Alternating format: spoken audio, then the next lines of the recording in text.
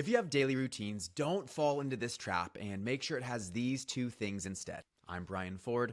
Welcome to Self Improvement Daily. Something I've become a huge advocate for is routines. I have a morning routine that helps me prime my day with mindfulness, prayer, social connection, and movement. I have an end of workday wrap up routine where I organize my notes from the day, add information into my systems, and plan for the next day. And I have an evening routine where I reflect on the day, track my performance, and do some light journaling to set intentions for the next day. If you want to check out how that last one works, I've got it linked in the description for you. What I'm also highly aware of is that over time, routines become routine. Eventually, they no longer carry the same novelty and you become less and less engaged. By definition, something is routine when it can be done thoughtlessly and habitually. Through the brain's preferred process of automaticity, what used to be done consciously can now be done on autopilot. The outcome is, whatever practices are part of your routine are more like checking the box than serving you at the level you want them to.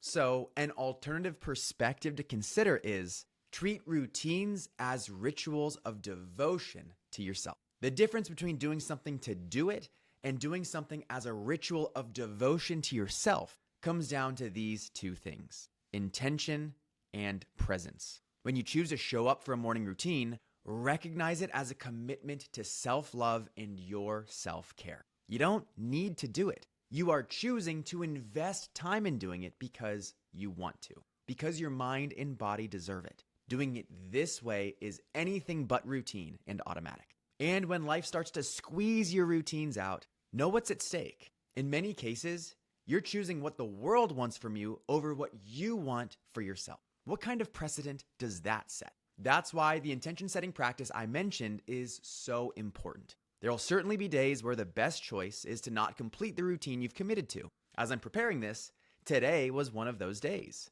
I have important errands I want to run for my wife and grandma, work I want to get ahead of so I can enjoy a long weekend, and lots of travel time in the car. For all of those reasons, I chose to not complete my morning routine today and invest my time instead doing other things. Does that mean I deprioritize devoting time to myself today? Maybe. But it also reinforces the intention, where when I sit down to do it, that's because I am choosing myself above all else. But let's be clear, I'm not compromising my nighttime review tonight. I will certainly be devoting that time to myself.